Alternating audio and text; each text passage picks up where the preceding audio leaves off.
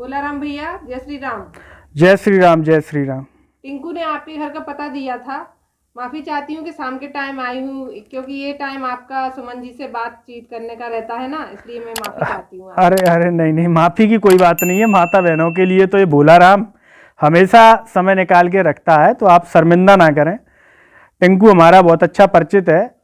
टिंकू का हमने ही करवाया था चयन पटवारी में। तो बताइए क्या चाहती हैं आप, कैसे आना हुआ आपका यहाँ पे? पुलिस भर्ती आने वाली है, आपकी कृपा हो जाए तो अच्छा रहेगा।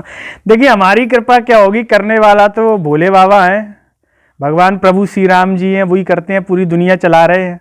हम तो बस एक माध्यम है जन सेवा का, तो वो कर देते हैं। माध्यम प्रभु ने हमें बनाया, अगर हमारे करने से कुछ किसी का भला हो जाए तो भैया भोलाराम तो अपने खून की एक एक बूंद बहा दे लोगों की सेवा में। अभी तो लोग हैं, पता नहीं दुनियादारी में आजकल क्या क्या कर रहे हैं, लोगों की सेवा ही नहीं करते हैं। हम कई अधिकारियों से मिलते हैं, नेताओं से मिलते हैं, एक साइन करने में बड़ा नाटक करते हैं। अगर एक साइन से किसी का भला हो जाए, अगर भोलाराम आईएएस आईपीएस होता, नेता होता, तो हम तो रोज साइनों की जो है गंगा बहा देते। और जो अधिकारी बड़े नाटक करते हैं। देखिए, पुलिस भर्ती की अभी भर्ती वैसे तो फुल हो गई है लगभग, लेकिन अगर आप चूंकि टिंकू के रेफरेंस से आई हैं, टिंकू का भी फ़ोन आया था हमारे पास आपसे पहले, तो आपको सोचना पड़ेगा। और आप हमारी बहन भी हैं, माता बहन है, तो प्रदेश की माता बहनों की सेवा करना तो ये भोलाराम का हमेशा से ही कर्तव्य रहा है। और माता बहनों के आशीर्वाद से भोलाराम इतना फल फूल रहा है कि पूरा मध्य प्रदेश, उत्तर प्रदेश, राजस्थान, तीनों राज्यों को कवर कर रहा है। तो किसका चयन चाहती हैं आप पुलिस भर्ती में? मेरे चाचा जी की 2 लड़कियां और 1 लड़का है, उनका चयन चाहती हूँ, हो जाए तीनों का तो अच्छा अच्छा, रहेगा, नहीं भविष्य सुधर जाएगा। नहीं नहीं, हो जाएगा हो जाएगा। जब आप भोलाराम के द्वार आई हैं तो निराश नहीं लौटेंगी, बस हम इतना कहेंगे। और ईश्वर की कृपा से आज तक जो भी भोलाराम के द्वार पर आया है वो कोई निराश नहीं लौटा है। तो बताओ फिर कैसे आना। कुछ संकोच है आपके मन में, कुछ हो तो पूछ सकते हो, ऐसी कोई वो नहीं है, क्योंकि भैया आदमी पैसा खर्च करता है तो पूछ परख भी कर लेता है।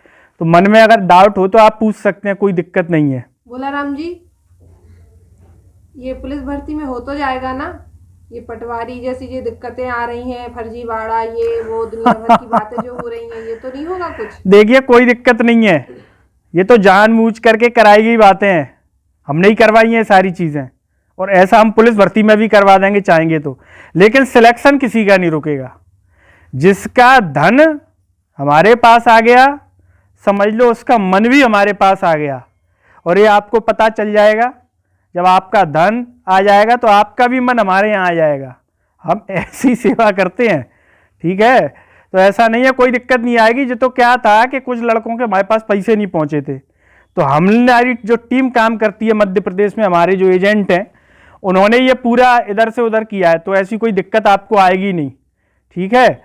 भले कितना भी बवाल हो, लेकिन सिलेक्शन की गारंटी बोला दे रहा है। आपका पैसा पहुंचा तो सिलेक्शन 100% होगा। बोला भैया, वो ग्वालियर का जो सेंटर है ना, वो बड़ा बदनाम है पुलिस भर्ती में। कहीं अच्छा सेंटर कहीं दूसरी जगह का मिल जाए तो अच्छा रहेगा। अब आप तो एक बात ये बताइए, आपको सेंटर को चाटना है कि नौकरी लेनी है? सेंटर तो खाओगे नहीं आप, वो तो एक दिन का है। ये सेंटर हमारे लोगों के रहते हैं, जिन पर हमारी कृपा रहती है, तो वही सेंटर हम बनवाते हैं। आप इससे बेफिक्र रहो, इससे कोई दिक्कत नहीं आएगी कि सेंटर का जो नाम उछल रहा है और ये सब हो रहा है, ये चलते रहते हैं, है ना? ऊपर तक सेटिंग है, कुछ भी बाल भी बांका नहीं होगा। और अभी तो देखो जांच चल रही है, अगर होगा तो आप मत करवाना हमसे, और क्या दिक्कत है? सेंटर हमारे हाथ में नहीं है, पूरा जो है वो कर्मचारी चयन मंडल से होता है, इसमें हम कुछ नहीं कर सकते। हम बस आपको सफलता की गारंटी दे सकते हैं कि आपकी अगर चाची जी की, चाचा की जो भी लड़कियां हैं, और लड़का भी बताया आपने, लड़का, तो उसका चयन हो जाएगा। बाकी आप ये सेंटर वेंटर भूल जाओ आप। बोला भैया, इंदौर में भी एक मेरी सहेली है, उसका भी अगर हो जाए तो।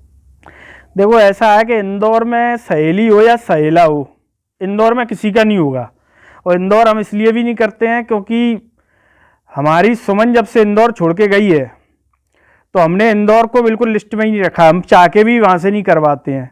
अगर आपकी सहेली इंदौर की रहने वाली है तो उसको सेंटर दूसरी जगह मिलेगा, इंदौर नहीं मिल पाएगा।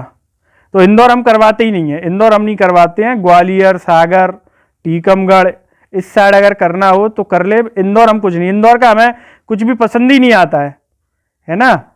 तो जब से सुमन गई है तो हमें बड़ा सूना सूना लगता है, तो इंदौर के लोगों के लिए हम नहीं कर पाएंगे। हाँ, दूसरी जगह आ जाओ, इंदौर के लोगों से हमें कोई दिक्कत नहीं है, लेकिन इंदौर सेंटर नहीं मिलेगा बस। बोला भैया सुमन जी क्यों चली गई इंदौर छोड़ के? अब देखिए, आप अपने काम से काम रखिए, चली क्यों गई ये तो हमारी और उनकी बातें हैं।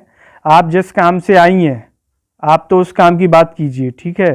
बोला भैया हो जाएगा ना सिलेक्शन पक्का? देखिए, हमने क्या कहा, भोला ने अगर गारंटी ले ली, एक बार के लिए मोदी जी की गारंटी फेल हो सकती है देश में, लेकिन भोला की गारंटी फेल नहीं हो सकती है, समझ गए। अगर हमने कह दिया चयन हो जाएगा तो कोई भी अधिकारी चाहे, कोई भी नेता चाहे, कोई भी मुख्यमंत्री चाहे किसी भी राज्य का, रोक नहीं सकता है भोला के सिलेक्शन को, ये ध्यान रखिए।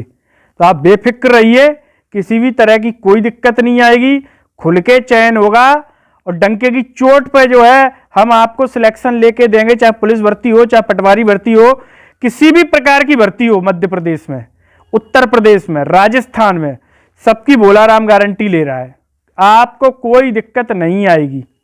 और वैसे भी चुनाव का समय है और चुनाव के समय में ऊपर तक पैसों की ज़रूरत होती है, और हमने पिछली बार भी चुनाव में फंडिंग करवाई थी ऐसे ही पेपर आउट करवा के, फिर से हमारी फंडिंग पहुंच चुकी है, तो हमारा कोई काम नहीं रुकेगा।